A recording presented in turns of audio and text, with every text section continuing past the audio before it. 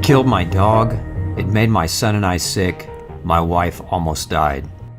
There's no doubt in my mind, had we stayed in that home, we'd all be dead now. That first week, we all started to have something go wrong. My 10-year-old was having migraine headaches. I had a lot of abdominal cramping. My stomach was constantly in pain. I thought my wife was going crazy. Chronic symptoms, countless diagnoses, no clear answers. All the while, the real cause is hiding in plain sight. Microscopic mold toxins poisoning the very air you breathe. Mold illness is like a multi-headed hydra. Mold and mycotoxins act like this mythical beast, mimicking other illnesses, each head representing a different disease. They can disguise themselves as joint pain, brain fog, neuropathy, skin rashes, memory loss, unending fatigue, and so much more.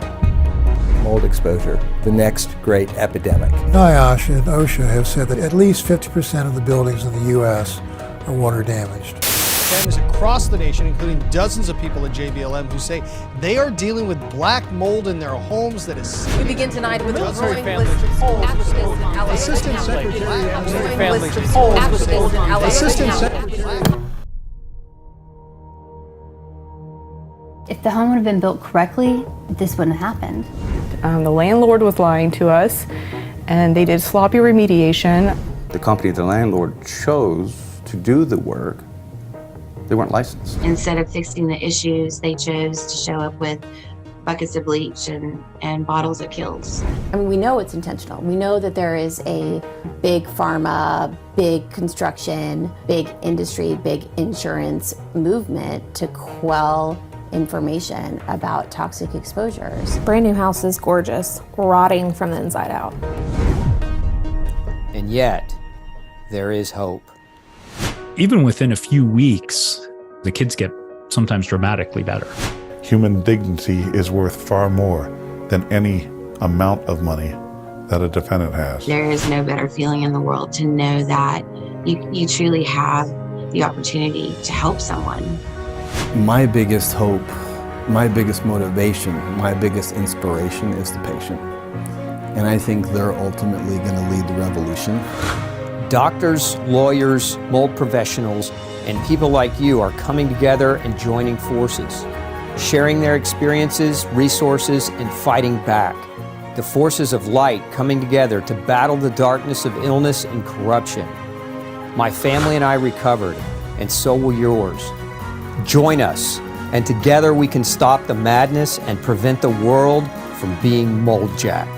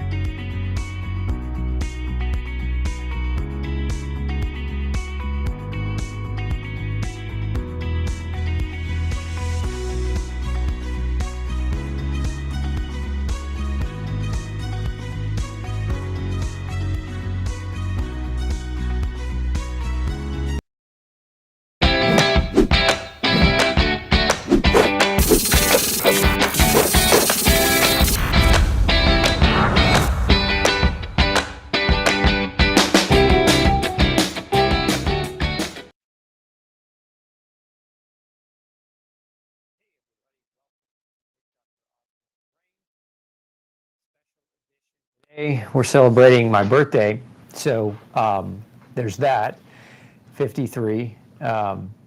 And we're also going to talk in depth about mold. Many of you, if you watched Tuesday's show, I interviewed Dr. Jack Wolfson, cardiologist, on his experience and his family's experience with mold and mold-related illness. Of course, if you've watched me for any length of time, you know that my family has also been through the tragic story of mold illness. And so today we're going to do Q&A on predominantly your mold-based questions if you have them. So if you do, go ahead and type those into the comment section. And I'll do my best in this next hour to get those questions answered for you. And also don't forget to take advantage of our special extended sale on, it's part of my birthday sale. If you are looking to do nutritional deficiency testing or gluten sensitivity testing, you can use coupon code TEST15 on checkout to save 15% on those very, very helpful tests, especially if your doctors have been reluctant to help you in the realm of nutrition. So let's dive into your questions.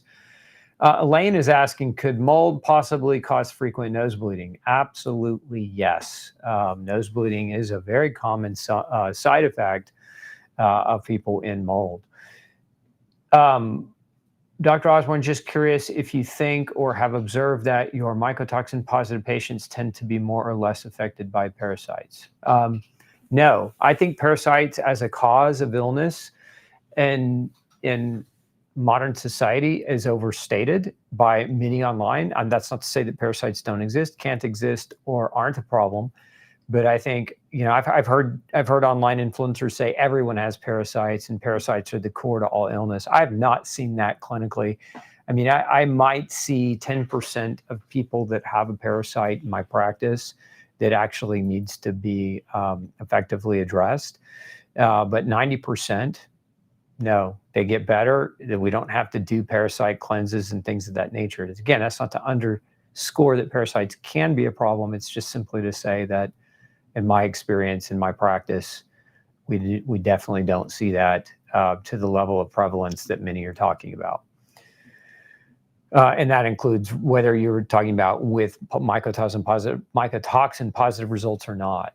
More than anything, what we'll sometimes see is people that have a positive gliotoxin when they have candida overgrowth, or, you know, candida is a yeast though. So you kind of call it a parasite, but when you say parasites, I'm thinking about worms. I'm thinking about like roundworms, tapeworms, or potential microscopic parasites of the protozoal variety. Can mold cause hair loss? Simply put, yes. Any type of chronic immune inflammatory driver can contribute to hair loss, mold included. Let's see here. Is it normal for some people to consistently have low white blood cell count, or can this be corrected?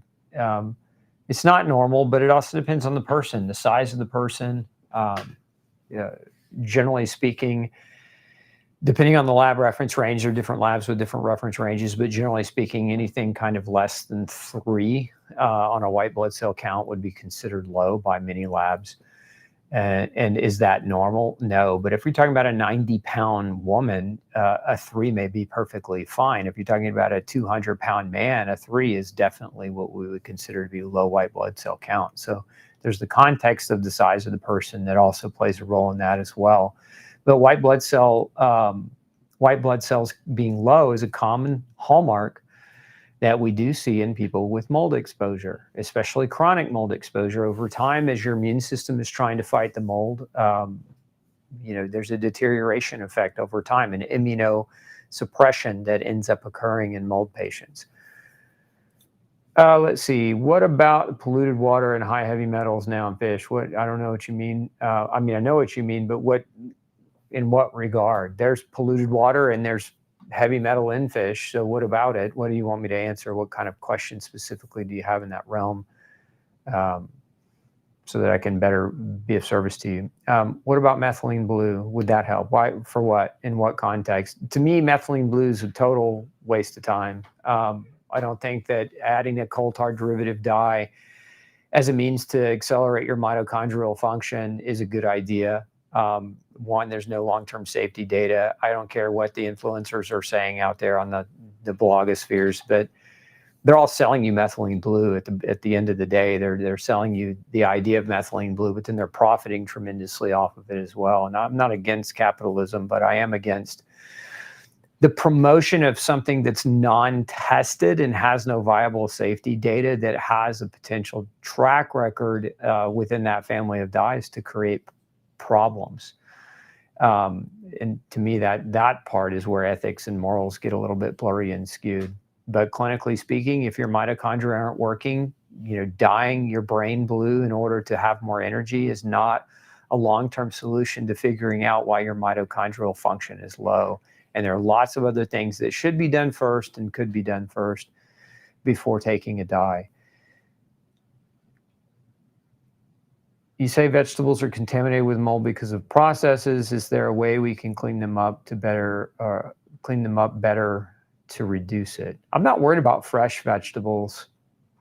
I'm worried about ultra processed and ultra refined foods as far as mold contamination more than anything else. And that's just because the way that they're processed can allow for mold growth and mycotoxin production within the food. But if you're eating fresh fruit or vegetable, I don't really have a problem with worrying about mold contamination per se, unless you can see visible mold growing on the food. Example, if you've ever looked at an apple that's sat on the counter too long, it'll get a little green fuzz around the stem.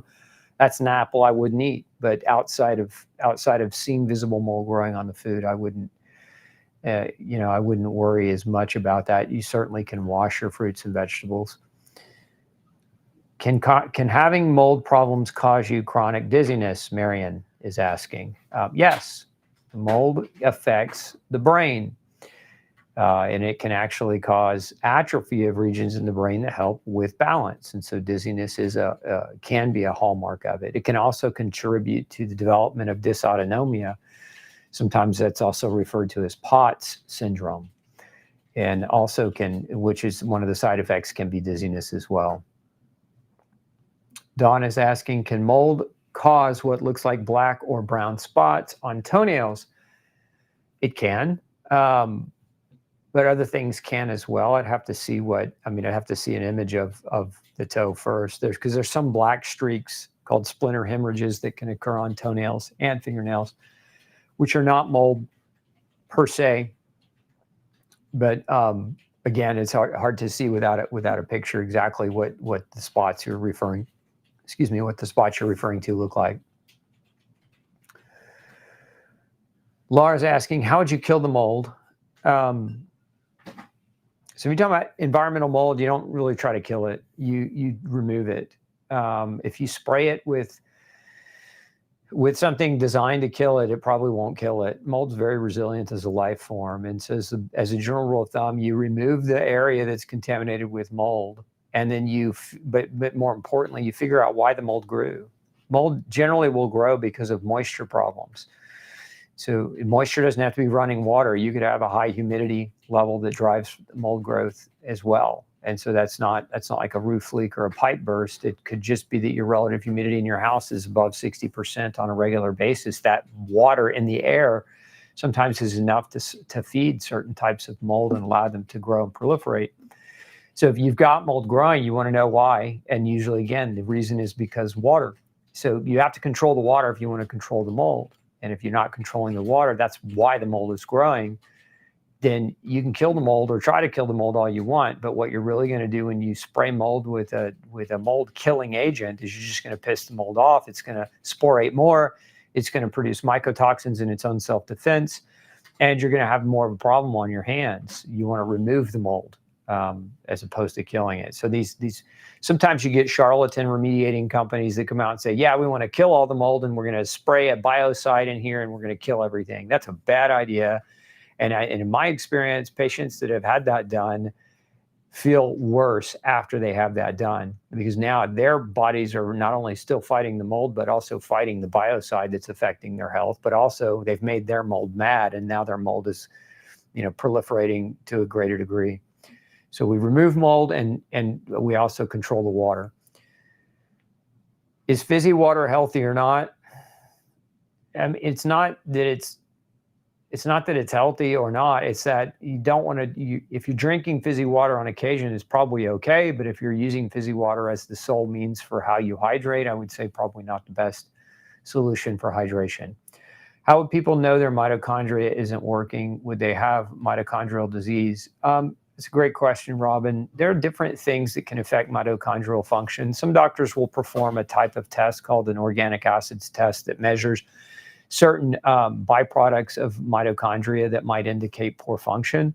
But to me, and those tests are fine, but what in my opinion is more accurate and more helpful is looking at the core critical vitamins and minerals that allow for mitochondrial function to occur, and also to assess a person's solar exposure, because solar exposure, sunlight itself accelerates and enhances the functionality of mitochondria. As a matter of fact, red light causes your mitochondria to make energy more efficiently and more quickly.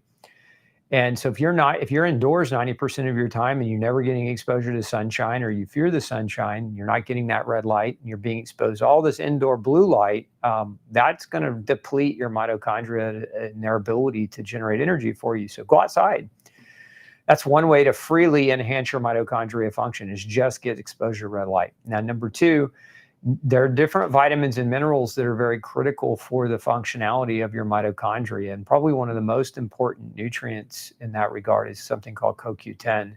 So what I like to do in the clinic is measure for these different nutrient deficiencies, because if those things are low, the mitochondria's output is going to suffer. And CoQ10 is probably one of the most important ones in that regard. Let's see here. Southern Girl says, I lost 70 pounds on GLP-1 and am at my goal.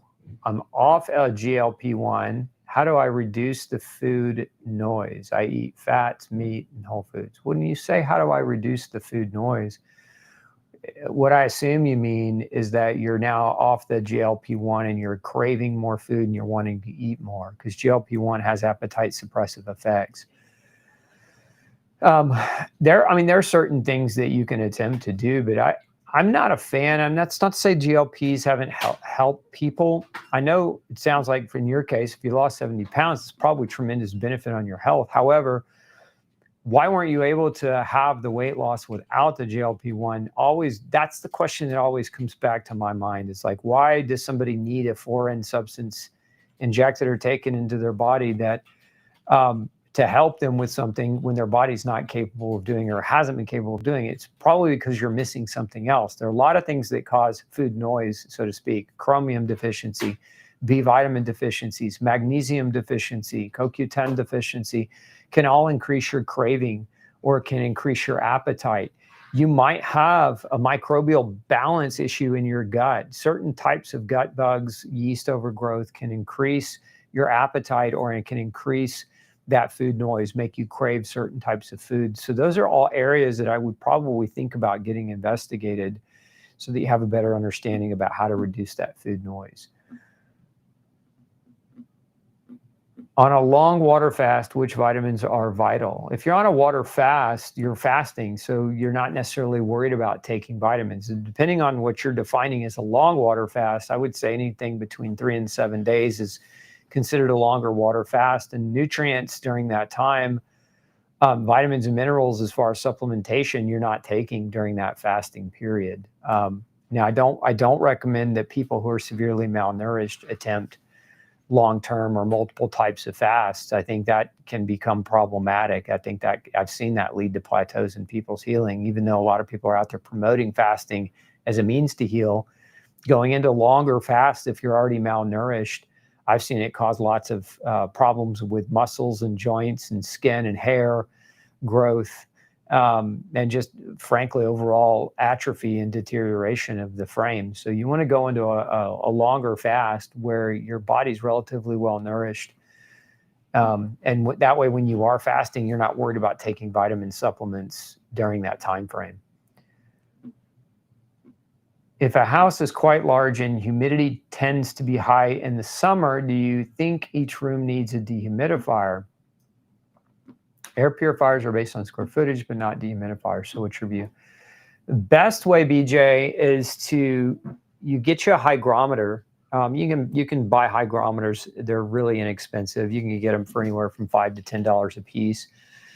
And it would be, if you got a couple of them, and just rotate them through your room. So like keep one in your kitchen for a few days and monitor the humidity. Keep one in your bedroom for a few days and monitor the humidity, et cetera. In your bathroom, in your guest bedroom, in your living room, et cetera. And just get a tab for what is the humidity reading like in each of the rooms. Is there a vast difference, or is the humidity being really well controlled just by running your air conditioning unit? And what we're looking for ideally for mold prevention is keep that relative humidity at 50% or less would be beautiful. And if you're finding that by measuring humidity in those rooms, that humidity is up over, maybe in your kitchen, it gets up over 60%, and that happens a lot. Well, that's where you'd want to position that dehumidifier. Maybe you have a bedroom on this other side of the house where the humidity is already being really well controlled, so you don't really need to worry about a dehumidifier for that particular area of the house. I'm a personal fan, after going through mold, I have a hygrometer in every bedroom of my house, period, including the rooms that people aren't in. So I have one in my kitchen, my laundry room, I have one in my utility closet, I have one in my bedrooms, I have one in all my bathrooms. Why? Because after going through mold and not having, we'll just say not having a great understanding of the variance in the differences of humidity in the different rooms in my house, I think that was part of one of the things that led to me not finding it and getting out faster. So I like to have tabs on that humidity so that if there's a abrupt change, let's say that, you've been monitoring the humidity in your rooms for a few months and it's relatively always around 50%, and then all of a sudden you're getting 60% readings, meaning the numbers are going up. That gives you time to troubleshoot and brainstorm why or where that water or moisture might be coming from before it leads to a major mold growth problem. So to me, hygrometers, like smoke detectors, put them all throughout your house and keep good tabs on the level of humidity in the home so that you can be proactive in your approach to mold. Let's see, I have mold in my home. Maria says, I have mold in my home and left. I was told I can save my clothes by washing them in borax. Will this save my clothes? The mold was in my HVAC and ducts. It might. I don't know that anybody's done any really great objective testing on clothing and mycotoxin contamination, Marie, in that regard. So it would be a potential risk. Does borax have anti-mold properties? Of course it does. There's another brand called EC3 that has anti-mycotoxin properties, which is what I probably would combine with borax if I were going to make an attempt to try to save clothing. What I wouldn't try to attempt to save is really super thick clothing, clothing that's multi-layered, like big, thick sweaters or like down blankets and things of that nature, where you're just not going to, in my opinion, those would be greater risks. But like a light shirt, pair of pants, those kinds of things, you could probably make an attempt at saving those relatively well. But then it just becomes an issue of risk. How sick were you? Is it worth the risk to you? And of course, an issue of finances. How much does it cost to replace a wardrobe? Depends on your wardrobe, depends on your taste. But, I would be real cautious around that. I mean, personally, I didn't pull any of my clothes out of my house. That's not to say that a person couldn't make that attempt. I just personally didn't think the risk was worth it. What does it mean to be slightly positive on an IgE for the mold Alternaria alternata? My doctor didn't explain to me. Does it mean I've been exposed to the mold or have it in my body? What type of, when you say slightly, there's generally on an IgE test, there's classes 1 through 6, or really classes 0 through 6. So which class are you? If you're class 1 or higher, it's a sign of active immune exposure. And I would be cautious. It means you're probably being exposed and would react to it should you be exposed to it. Let's see. Tested for mold. Home is good. Body has mold. work in a gym and believe that's the source. Concern my work belongings from home to work and back may cause bringing mold into my home. Do you believe so? Yes, I do. If you're working in a gym that is mold contaminated, and let's say you go to that gym every day and work there and you get mold and mycotoxins in your clothing, and then you bring that stuff home into your house, you're then cross-contaminating your house with that material. I know some people that are in this bind, actually patients in my practice, and one of the things some of them do is they, I guess they Mr. Rogers it up. If you ever watch the show Mr. Rogers, he comes in, he changes clothes, changes shoes before going indoor to outdoor, and so maybe have an extra spare set. So clothes you can wear to work, but then clothes you change into when you get home, so that you're not potentially cross-contaminating your house. Let's see here. My doctor ordered a TSH with reflex to free T4 for me to find out the cause of hair loss. Should I request complete thyroid panel, or is TSH sufficient? TSH is never sufficient. TSH isn't even evaluating your thyroid. TSH is evaluating your pituitary gland. So it's thyroid stimulating hormone. It's the hormone from your brain that stimulates your thyroid to properly function. But it is not a reflection of what your thyroid is actually doing. So TSH is very limited in what it can bring to the table in terms of overall thyroid function. Unfortunately, it's what insurance covers, and it's what many doctors order. But I'm of the opinion that it's just not enough. Could having rodent problems contribute to mold growth, perhaps through chewing various materials or their urination? I mean, I'd say where mold growth could be potentially enhanced with rodents is if they're chewing through your walls and chewing through your home. We actually had a home where years ago we lived where a squirrel was eating its way through the roof line, which was opening up, the roof line for water damage. So more than anything, I don't think. I mean, certainly rodents can urinate on things and create a source of water, but unless they're urinating in the same place every day, it's probably not enough volume of water consistently to lead to a problem unless you have a major infestation. That being said, it's what they chew through that allows for moisture to penetrate, where would be my bigger concern. Jerry's asking, what does it mean when lymphocytes are slightly low and monocytes are slightly high? It means your immune system's under duress. When lymphocytes start to drop and monocytes start to come up, it's because your body's fighting something, and that whatever it's fighting isn't going away. And so your lymphocytes are wearing out, and your body is recruiting and making more monocytes to come to the area, like the special forces of your soldiers, so to speak, to try to win that battle. Is it possible that taking ultrametal detox can chelate some nutrients from the body due to EDTA content? If so, is it safe to take for long term? It's safe to take, but no chelating agent is safe to take long term unless you're monitoring your mineral status. At the end of the day, now one of the ingredients in ultrametal detox is fulvic acid shilajit, which is a rich mineral compound. So the reason I put that in that formula is I'm trying to help, while you're chelating, I'm trying to make sure you're getting minerals at the same time, right? So that you're not becoming more and more deficient over time. So we're trying to offset that to a certain extent. But if you're doing it long term, it's always a better idea to check your levels periodically to make sure you're not getting into a bind and that you might not need to supplement with higher doses.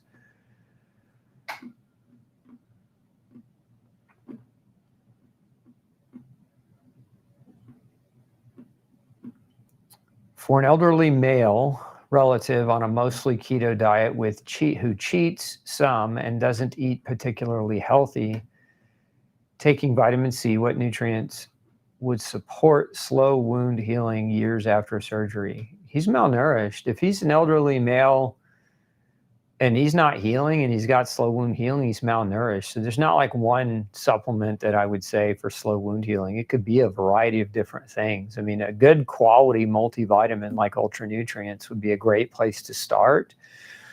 But there's just not enough context in that question. I know it was a long question, but I mean, is he eating enough protein? Is he malnourished in other ways?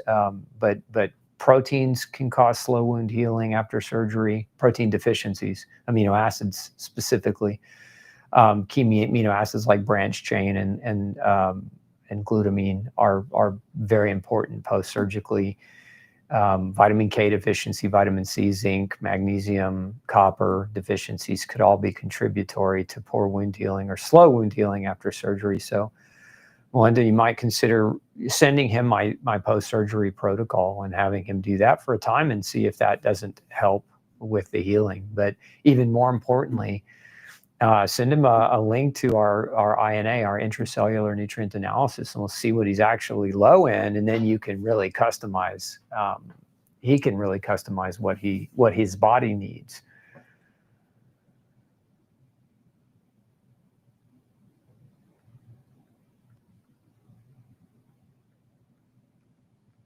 I found out that I'm allergic to the mycotoxin of the mold through an IgG and IgE test. It's an aspergillus toxin, and a penicillium toxin were high. I am lost. I don't know what to take. You don't take anything you get out of the mold. If you're in mold, Marie, the only time you start taking something when you're in mold is if you're just trying to support your general nutrition. But if you're in the mold, you're not going to take something that makes those allergies go away. Your body's being exposed. And so it's mounting an immune response. It's what the IgG is. It's a delayed hypersensitivity response. The IgE is more of an acute response. So you've got two different mechanisms of your immune system are attacking the toxins that the mold is producing. And the only way you're going to shut that down is to stop the exposure over time, which means it doesn't, having those tests positive doesn't mean that you're still being exposed, but okay, so I see your part 2, you're out of the home. That's good. That's a great first start. That's actually step 1. I mean, I would say step 2 would be now, if you are reacting to those toxins, one of the problems with mycotoxins is they harbor internally. So even if you're out of the mold, you want to detox those mycotoxins out of your system. You might look at can we post a link to our how to detox from mold video for Marie? Watch that video. I go specifically through instructions on the process of mold detoxification once you're out of the environment. And I think that video would be super helpful for you to check out.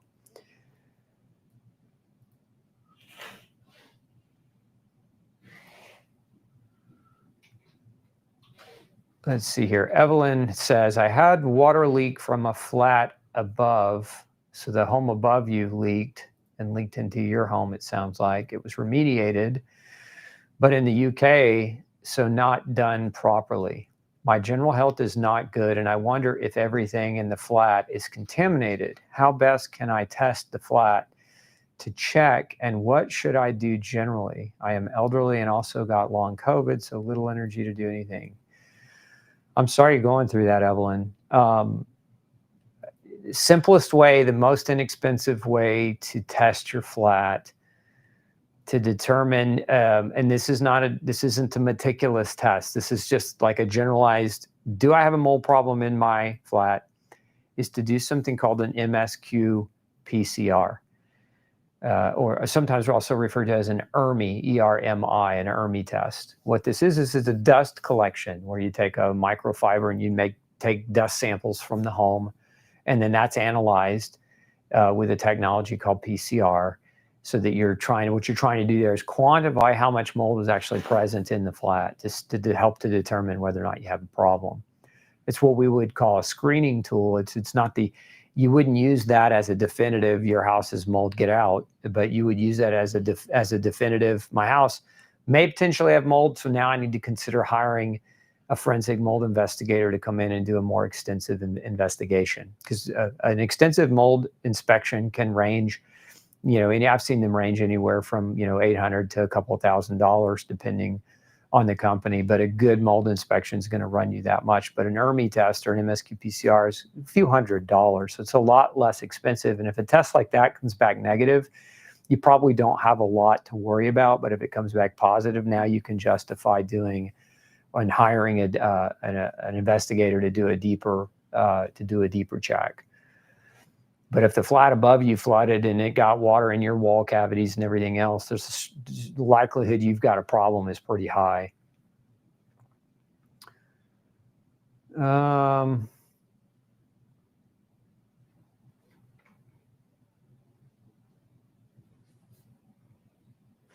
Dr. Osborne, I would love to have the nutrient test and even buy some supplements, but you're not shipping to Amsterdam, correct? I think we are for the nutrient test, but not supplements at this time. But I think we do ship overseas for a micronutrient test. So you might just reach out to my support staff and inquire about getting testing done. And I know sometimes, because I see international orders going out for testing. So I mean, but I'm not the one to ask. My team, my staff members are. So reach out to Maya, Maya at glutenology@gmail.com, and she could probably get you a more definitive answer. What are your thoughts about you mean Metametrics? That lab was sold. I don't know if that's what you mean, but you're asking me about Metrics test. There used to be a lab in Atlanta, Georgia called Metametrics, and they sold out to Genova Diagnostics. And depends on which type of test you're asking and if that's even the right lab. If there's another lab called Metrics, not Metametrics, so I'm not sure what you mean there, and I'm not sure if that's a typo or if that's accurate. But with any lab, it's not, does this company do good testing so much as it is, what's their methodology? Is the test reproducible? Like, there are a lot of different companies that do good laboratory investigation and do good laboratory work, but it's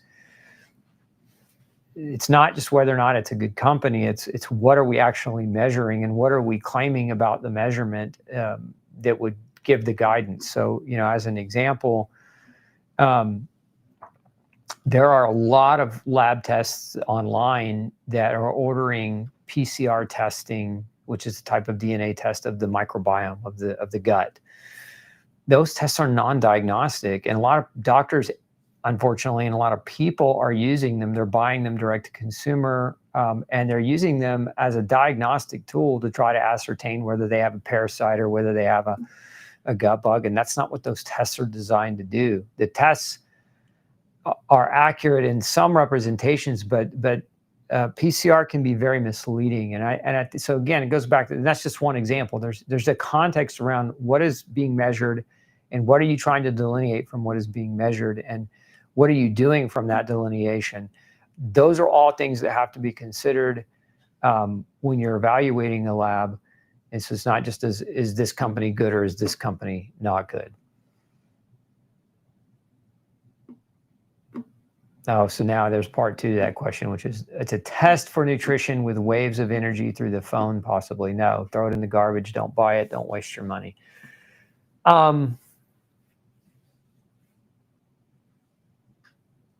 Is cadmium really a micronutrient? My biochemistry professor showed a slide with a list of micronutrients, and cadmium was on the list.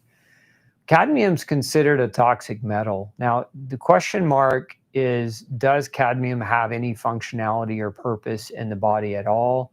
I don't think we could really answer that question definitively, but we do know cadmium in larger amounts, and it doesn't take much, can become extremely problematic and toxic. So I would not consider cadmium to be an actual micronutrient. When we talk about micronutrients, these are nutrients that have been identified and agreed upon by the scientific community to be an essential nutrient that the body has to obtain by eating it in order for the functionality of the body to continue to work, right? So if you look at the essential nutrients, we're talking about things like B vitamins, vitamin C, vitamins A, D, E, and K. We're talking about minerals like magnesium and calcium and chromium and selenium and vanadium and copper and boron, etc., but not cadmium, certainly not lead or mercury or aluminum or arsenic. And that's not to say that our bodies don't harbor some of those things or that we don't get exposure to some of those things, but I wouldn't put them in the category of a micronutrient because they're not nutritive and they're not necessary for the body to stay alive. What are your thoughts on coffee enemas? I mean, they can be used. I know several people like to use them as a detox tool. Certainly can be helpful in that regard. But look, I'm not a fan of just doing an enema to do an enema. I think if you've got a problem and there's a reason why the enema is being used as a tool, at least in the short term or temporary basis, there may be a spot for a coffee enema. But as a general rule of thumb, do people need to do enemas on a regular basis to stay healthy? No. And I would even argue that there's the potential that you're going to inoculate your colon with some potentially bad players by using an enema, especially if you don't have meticulous hygiene practices around how you're doing them. Are oats that write gluten-free on packets really gluten-free? No. All oats contain the gluten called avenin. And, but by the definition of the FDA claims that oats are gluten-free because what the FDA's definition is only referring to the glutens found in wheat, barley, and rye. But there's gluten in oats, there's gluten in corn, there's gluten in rice, there's gluten in sorghum. If it's a grain, there's no such thing as a gluten-free grain. There are different kinds of glutens, and oats certainly do contain avenin, and avenin has been shown to cause damage in celiacs, but also in people with non-celiac gluten sensitivity. So definitely I wouldn't call it gluten-free. What vitamins are good for mouth sores, Lily asks. So lysine, L-lysine, about 2,000 milligrams a day at the first sign of a cold sore, combined with about 1,000 milligrams of vitamin C per day. If you combine those two things, it can be very helpful and very supportive.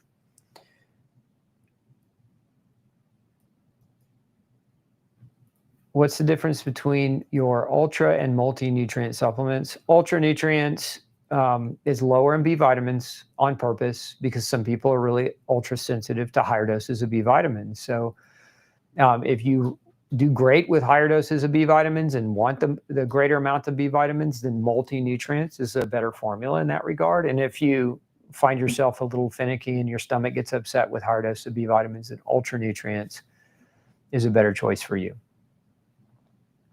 What do you recommend for constant plugged up noses? Find out why it's constantly plugged up. There's reasons why that happens. You could be colonized. You could have yeast overgrowth in your sinus cavities, or even a bacterial problem in your sinus cavities. You could have a food allergy that you haven't recognized. Food allergies can cause your nose to plug up. They can cause you to make excessive mucus, and that leads to, again, that formation of clogging or plugging up of your nose. So look for why that is the case. Now, there are certain things you can do if you have a plugged up nose as well. And one of the things you can do, we have a product called Ultra Sinus Support, and it's got several ingredients that can help support you in that way, Bonnie. You can also use a natural menthol essential oil, and you can apply it. You mix it with some coconut oil, and you can rub it on your chest like a homemade Vicks vapor rub, so to speak. And that can open up your plugged up nose, that essential oil can.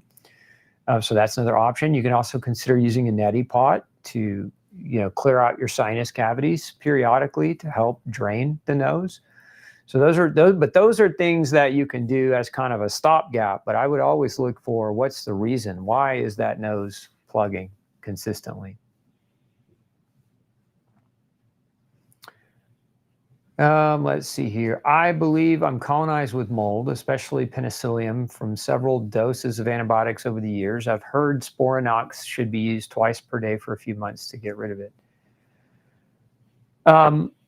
It depends. I mean, some doctors will prescribe Sporanox. There's certainly other any antifungal medications that can be used. Some people want to go more of a natural route, Anna, and use things like caprylic acid or oregano or thyme.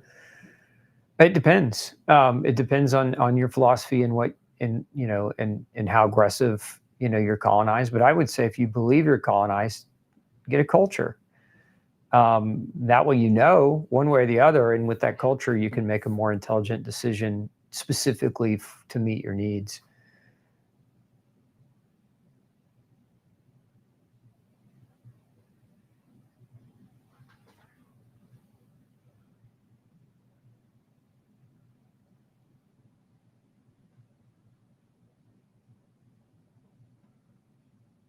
My recent blood test shows my vitamin D is very high at 132. I've been taking 10,000 units for over a month. I had some symptoms like heart palpitations and sleeping troubles, wondering how to lower it. Just stop taking it, Lily. If your vitamin D is that high, it's not that you're toxic. I mean, I wouldn't worry so much about that, but I just wouldn't take any more supplemental vitamin D and let it come down. It'll come down naturally on its own. What are the best tests that are generally covered by insurance to check for mold in your lungs? In the tests, not generally covered. Okay. So Sandra, the best test to check for mold in your lung, one would be a sputum culture, and that would generally be a pulmonologist that would run that type of test, and they would actually measure for the presence of mold in the lungs. So colonization, so like aspergillosis as an example. So that would probably, if you're trying to specifically check in your lungs. Now, other tests that insurance might cover that would give you some insight or clues as to whether or not you have mold would be an X-ray or an MRI, because sometimes mold in the lungs looks like a mass on imaging. So it can sometimes be misdiagnosed as a mass, like a cancer mass.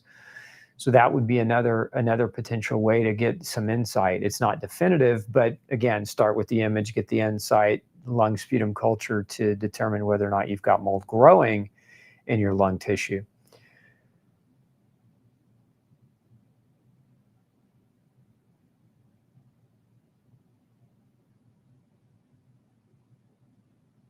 Is there a list of specific mold mycotoxin tests I should ask for? I do not want to leave any stone unturned, and mold is potential given history, hoping not current. I mean, there's not a specific, I would just say ask for a urine mycotoxin test is what you want to ask for. And that type of test is generally a panel. And there are going to be several different types of mycotoxins that when the doctor ordering that test will be able to see coming out of you if you are being exposed to high doses of molds and mycotoxins. Does high doses, or does high vitamin D level in the blood raise cholesterol? No. I'm staying at a shelter and getting shakier every day. Please keep me in your prayers. I hate that for you, Rosalind. Yeah, you'll be in our prayers. What could be behind blood vessels swelling in my dominant hand? Is it only from overuse? I'd have to see a picture. It's to understand what you mean. Your description is fine, but I'd really have to see a picture of it to have a better idea. What can somebody do that is stuck in the house with aspergillosis without an option to move? Go get a tent. Go get a tent. You can move in your backyard. People don't want to do that, but the reality is aspergillosis is 60% mortality rate. You don't want to mess with that. Aspergillosis, I'm talking about aspergillosis, and maybe, I don't know, Donna, if you mean what I mean, but aspergillosis in your lungs, which is aspergillus mold colonizing your lungs, there's a 60% chance you're going to die if you have that, according to medical literature. So you don't want to stay in that home unless you want to increase your risk of early death. This is where I say getting a tent, and to each his own. Some people would say, Dr. Osborne, you're crazy. It's too hot. It's Texas, or it's too cold. It's New York, or whatever. But the reality is, you want to live. That's the way I would look at it. If it were me and I didn't have any means to get out, I'd go to Academy and I would find me a nice tent and a thermal sleeping bag. I might run an extension cord from the side of my house. Right, if it's cold, I might get me couple of those little heaters, ceramic heaters. If it's hot, I might get me one of those little portable fans or air conditioning units that I could try to keep myself as cool as possible. But I would get the hell out of that house, because you're not doing yourself any favors staying in it, and you only get weaker. I see this all the time. People that stay in it, they only get weaker with time. They only deteriorate more with time. They don't get better. There's no spontaneous remission of mold-related illness in my experience. Now, maybe there's people out there that'll tell you they did have that, but I haven't seen it yet.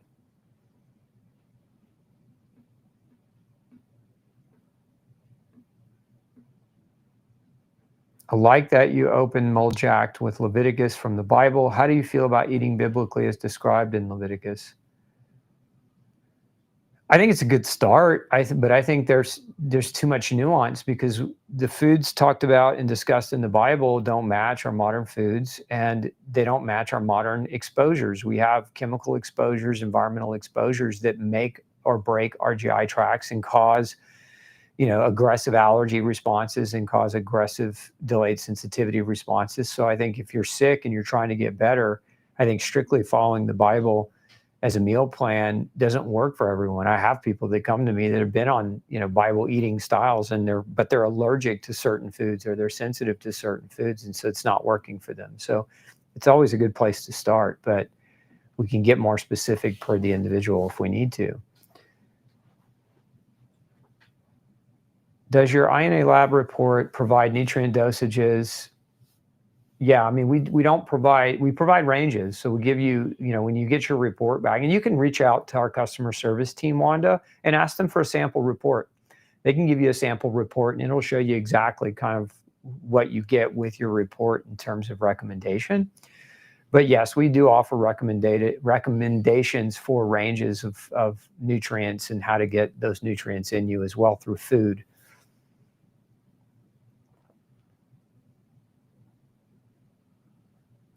What are my best options if I'm living abroad and can't access your nutrient test? Follow the 6 fundamental tenets of good health. Eat well, whole, real foods that you're not allergic or sensitive to. Get sunshine every day. Go to bed on time and get adequate sleep during the right time frame. Exercise, clean air, and clean water. Those 6 things are your best choices that you can make on a daily basis to stay healthy. Outside of that, a good quality multivitamin would be a great place to start from a food insurance perspective. I like to look at my multis as food insurance because food is grown in mass scale produced farms. And so foods are not as nutrient dense today as they were 30 years ago, 50 years ago. And so multivitamin is very much food insurance. Is toenail fungus a sign of having mold in the body? Yes, toenail fungus is mold. And usually people that grow toenail fungus are immunocompromised. Their immune systems can't combat the mold growing underneath the nail bed. So, the mold starts to grow there unchecked. So definitely can be a sign of a deeper issue. Doesn't have to be for example, you don't have to be in mold. You could be on chemotherapy. Chemotherapy is an immunosuppressant.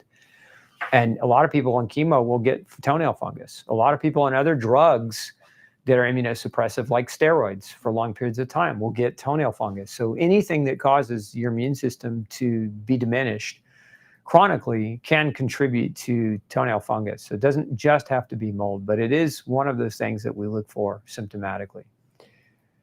How can I raise low white blood cells? You have to determine why they're low. There's lots of reasons why they might be low. Gluten is an example of something that can cause low white counts. Mold exposure, folate deficiency, vitamin B12 deficiency, zinc deficiency can cause low white counts. So it depends on what's causing yours.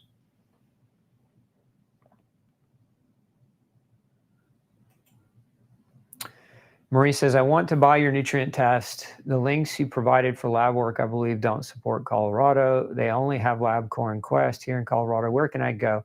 Reach out to my customer support staff, Marie. That we have clients, customers in Colorado that get INAs all the time. So we know that is a possibility for you. No, LabCorp and Quest will not draw them for you, but there are other options.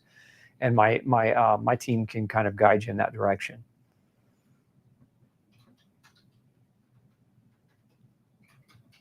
Let's see here.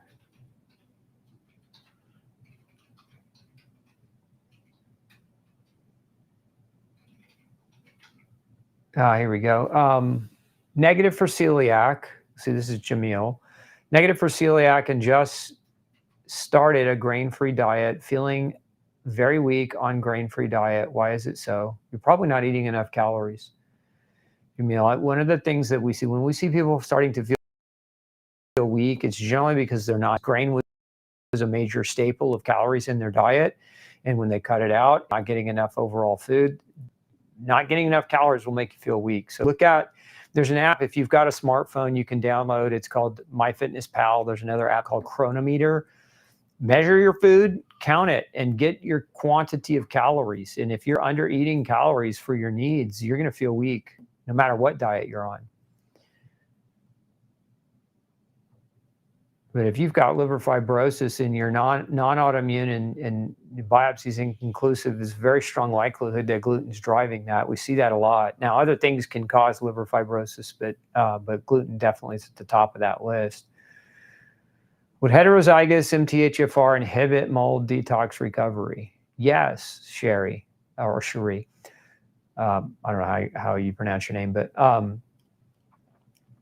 so one of the ways that we break mold toxins down is through a process called methylation, which MTHFR mutations play an important role in how effective or how efficient we methylate toxins. Part of how we get rid of them is we add a methyl group to them in order to neutralize them for their excretion on the way out the body. So it's part of regular detox. So having that mutation could impact your ability to properly break them down and make them water soluble. Does MTHFR contribute to high homocysteine and MCV? It can. But it doesn't have to. But yes, as a general rule, those are things that I would definitely look at consistently. If you have a homozygous or a heterozygous MTHFR, at your regular checkups, you should ask your doctor about maintaining and monitoring your homocysteine and MCV as you get those checkups. As far as nutrient deficiencies contributing, that's folate. MTHFR is predominantly folate. Now, B2 and B12 both play a role in that as well as a supportive role, but folate, methylfolate specifically, is your primary nutrient and with that particular mutation.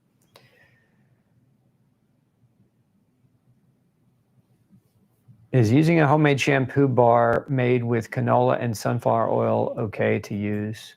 In general, yes. I just make sure there's no GMO in them, no glyphosate or GMO. As a dairy-free person following No Grain, No Pain, what are the best sources of calcium and how much do we need on a daily basis? So, I mean, how much you need on a daily basis is you could look at recommended daily allowances or governmental kind of general guidelines, but I always have found those not to be very super helpful in terms of a goal. That being said, food sources for calcium, any kind of pressure cooked fish is going to have the skeleton intact, so the bone will actually be in the meat, but the bone will have been pressure cooked, so it's so soft that you don't even really know it's there. So like if you have canned salmon or tuna or those kinds of things, now I know some of you may be saying, well, what about the mercury? That's buy from a reputable company that measures and tests for mercury would be my answer there.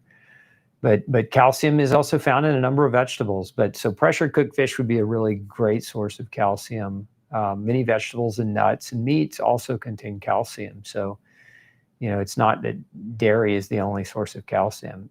Diana, I would recommend go back and watch my crash course on calcium, and get more information about it as a whole.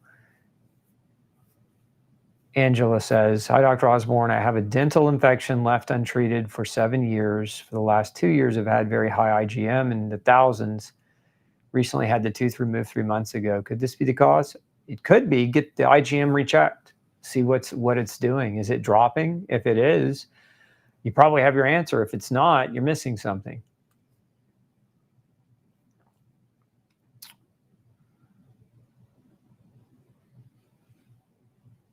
I'm going to do a parasite cleanse with intestinal defense. Should I use mycobinders while doing the cleanse? If so, what frequency? You can use the mycobinder, but in this situation, it would be more of a when you're doing a parasite cleanse, sometimes as those parasites are releasing their poisons and toxins and fighting back, the mycobinder has it has zeolite and it has activated charcoal, which act as a sponge to kind of absorb some of those toxins and reduce the potential risk for what's known as a detox reaction or a Herxheimer reaction. So The way that if I were doing that cleanse, the way I would take it would be 2 capsules 3 times a day, spaced out on an empty stomach, so that we keep that sponge effect going within the gut.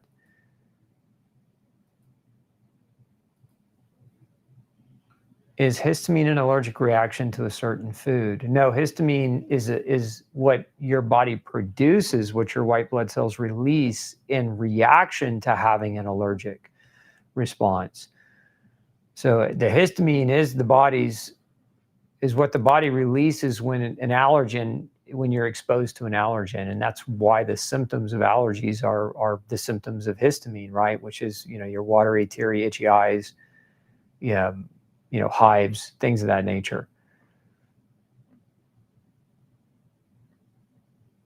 Can mold spores caught on clothing proliferate in a dry, non-humid room? No, you're not worried about mold spores. You're worried about the ability for those mold spores to proliferate, concentrate, and have enough water to propagate indefinitely, secreting their poisons and toxins. But you're gonna walk outside and you're gonna come into contact with mold spores. You're gonna walk inside and come into contact with mold spores. You just don't want those mold spores actively making babies in finite air spaces where their levels can start to concentrate and go up.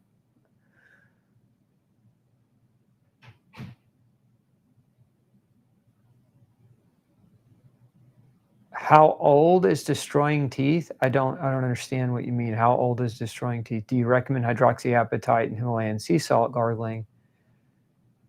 If you're trying to preserve your teeth, I recommend that you, anytime you eat any kind of fruit or food product that has even natural sugar, is drink water and rinse your mouth out afterwards. Don't leave that sugar effect in your mouth. As far as like hydroxyapatite, hydroxyapatite, eating foods with hydroxyapatite, bone-based foods are a source of hydroxyapatite. I'm not a fan of nano products. There's a lot of companies out there selling nano hydroxyapatite. I'm not a fan of nano products. I think nano products pass barriers, and we don't want necessarily things going through barriers. There's a reason we have barriers, cellular barriers. So not a fan of the nano stuff, but of a hydroxyapatite, yes. As far as gargling with salt, you can do that, but it's not something that I would say you need to be doing on a regular daily practice.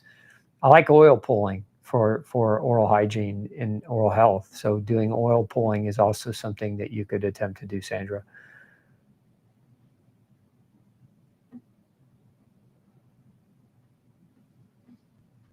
Is it okay to eat black beans?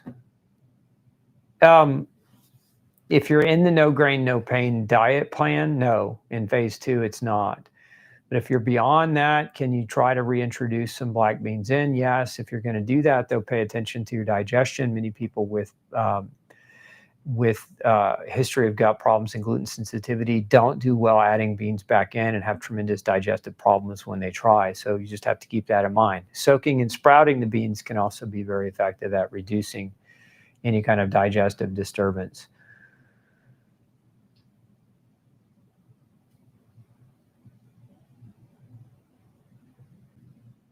Let's see here. On a past show, you mentioned high mold in vegetables. Any advice for reducing that? I think I answered that question earlier.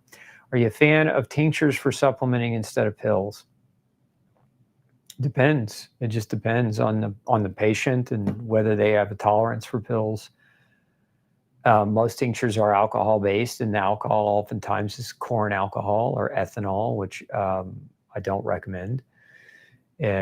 Some products though will use a sugarcane-based alcohol, which, provided you're not allergic to sugar or sensitive to sugar, might be an option. But some people are very sensitive to alcohol because of years of high carbohydrate diets creating a fermentation and an alcohol byproducts, and so they've actually become sensitive to alcohol. So there's variability there, but as a general rule of thumb, tinctures are okay, minus those different caveats. Barbara says, gathering clean clothes and prep for a new place. Is it safe to store in plastic Ziploc bags? Not certain place staying at now is totally mold-free or maybe cross-contaminated. Yeah, I mean, you could store them in Ziploc bags. That would be fine. I get diarrhea symptoms if I take magnesium. Can I assume that my body has enough magnesium, or could it be something else? You're probably okay there. If magnesium is causing an osmotic effect, especially at lower doses, your body's probably pretty decently saturated enough with it that that you don't need to worry about supplementing. Let's go down on the right. Does IV glutathione help with mold detox? Valentina is asking. It can. It depends. I mean, glutathione, IV glutathione is good because it helps support the liver's ability to properly, degrade and break down mycotoxins. So in that regard, it helps the liver do its work. The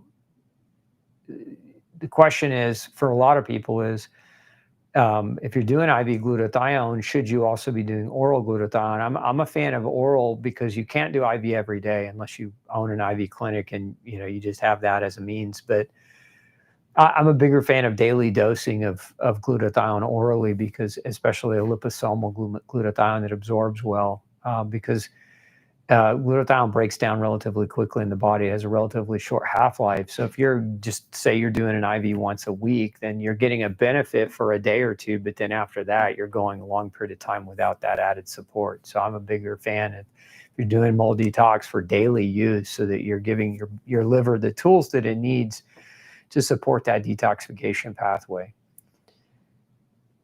I was wondering if benfotiamine, which is fat-soluble vitamin B1, helps with swelling in the lower legs and feet. It can, if your swelling is in part being caused by B1 deficiency. But I have seen cases where people's lower extremity swelling improved dramatically with benfotiamine. So that wouldn't surprise me if you've had a similar experience. One of the causes of swelling in the lower extremities is congestive heart failure, which vitamin B1 deficiency can contribute to. There's a form of vitamin B1 deficiency disease called beriberi, specifically wet beriberi, which affects the heart and causes it to congest and weaken over time.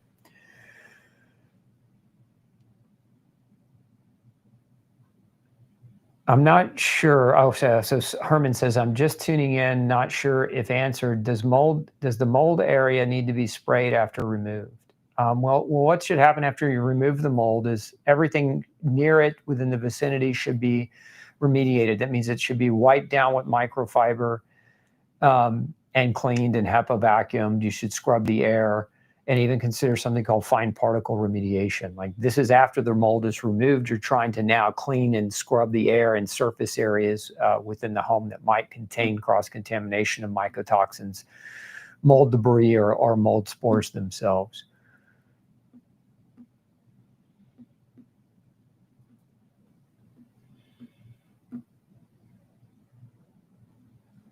Cleaning huge amounts of black mold from the styrofoam inside the window unit ACs. Is this poisoning people all day long? Pretty much. I mean, I don't like if you've got a window unit, you need to really be diligent in the maintenance of that window unit and the changing of filters and the cleaning of the unit, because it's pulling external outdoor air directly into your home. And there's plenty of mold outside, but as it's pulling that air in, if it's not properly dehumidifying that air and you get any kind of fluid buildup within that filter and that system, you're going to get black mold growing, among other kinds of mold. Anna's asking, can you post a link to your mold detox protocol here? Yeah, can we put the mold detox video up?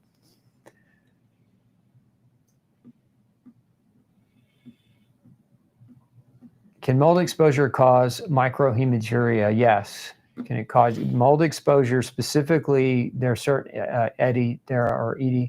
there are certain mycotoxins that damage the kidneys, which can cause the microscopic blood to start showing up in your urine. So there's no doubt about that.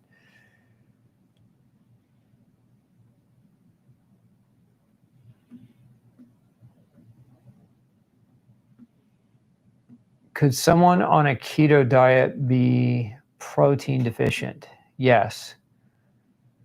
Absolutely. Keto diets are high-fat diets largely. They can very easily be protein deficient. And there's also an argument on how much protein a person needs depending on what they're doing physically. So if you're trying to physically exercise or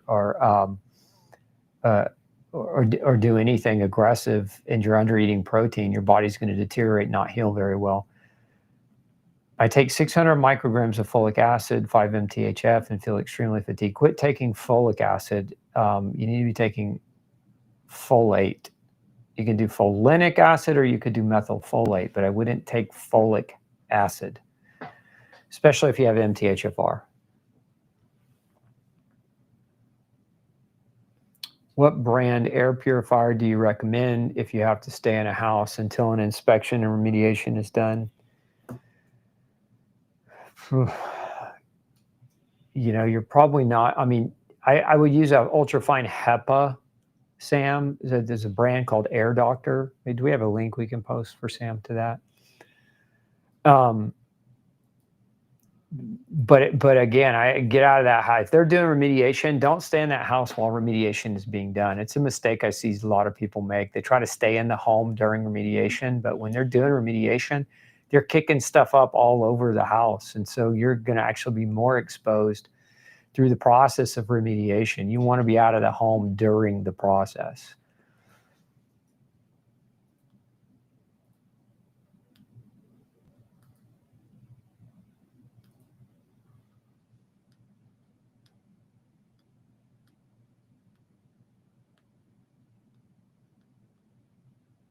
What's good for sore, achy joints?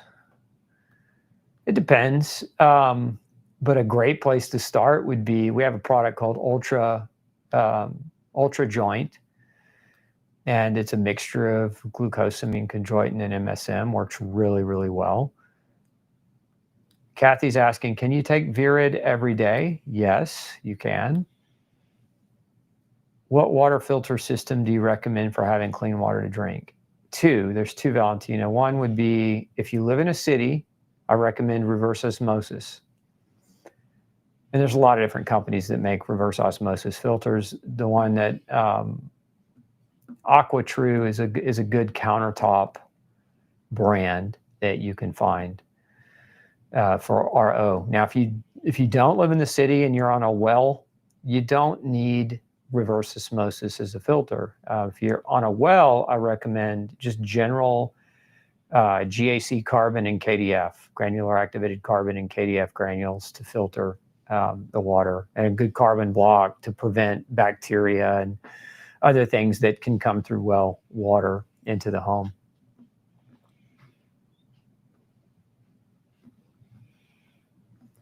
I was diagnosed with blood cancer. I do not want chemo. What do you recommend to help restore my health? That's a loaded question, Angela. You need help. You need to get professional help, because there's nothing I'm going to be able to recommend in this show without a greater degree of context that would serve you at a high level. You need to get a functional doctor who understands this and really get dialed in. The testing is going to, in my opinion, is necessary. You don't want to mess around with that. Is the hair test reliable for toxins and nutritional deficiencies? No, not at all. Does mold affect the eyes? Yes. As a matter of fact, for me, it really hit my vision hard. And even still today, I've been out of the mold now. Yesterday was my 4th anniversary being out of mold. And I still haven't fully recovered. Before the mold hit us, my vision was perfect. It was 20/20. I could see it tremendous distance. I could see right up close. After the mold, I struggle to see at a distance. My distance vision is still not fully recouped. It's better, but it hasn't fully recouped.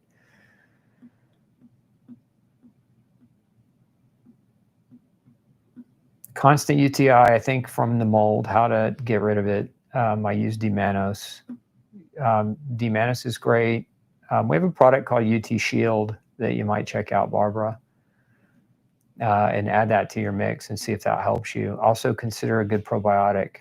If you think you're in mold, probably one of the better ones to use would be Biotic Defense with S. boulardii or Biotic Force. Either one of those two would be decent options for you to attempt. Okay. Well, I'm going to wrap it up, I guess, on time today, maybe even a little bit late. We're 15 minutes over, but usually I stay longer. But I'm going to go home and celebrate my birthday with my family. I wish you all a fantastic weekend. Again, don't forget, if you need to get nutritional testing done, now's the time to do it. We've got them on sale for you. You just use the coupon code. What's that code? Test 15 and save 15%. And that sale will be extended through the weekend. So hopefully those of you who need to get that done can take advantage of that. And we appreciate your patronage as well, because we don't have any sponsors. Our show is sponsorship free. It's just myself and my team. So when you use our products and services, you really help this show stay on the air. And so we really just appreciate your patronage and appreciate you coming back week after week to participate. For those of you who may be new, our mission is to save 100 million lives. And the way we do that is we share. So if you found this information helpful for yourself, consider sharing the URL or sharing this video with somebody who you know maybe also is struggling in their health and needs the extra help and information and knowledge so they can take distinct action and improve their health and life. That's what it's all about. Sharing is caring, as they say. So thank you so much. We'll see you next Tuesday for another Dr. Osborne Zone. And next Thursday, we may or may not be here. I'll let you know. I'll be traveling over the next few weeks to shoot more documentary footage for Mold Jacked. So hopefully you enjoyed the trailer earlier. We put that up, and share that for us as well. We're trying to get the word out on mold. And so sharing that trailer with other folks, let's build the excitement so people can tune in and know what to do should mold come to their house. So again, have a fantastic weekend. We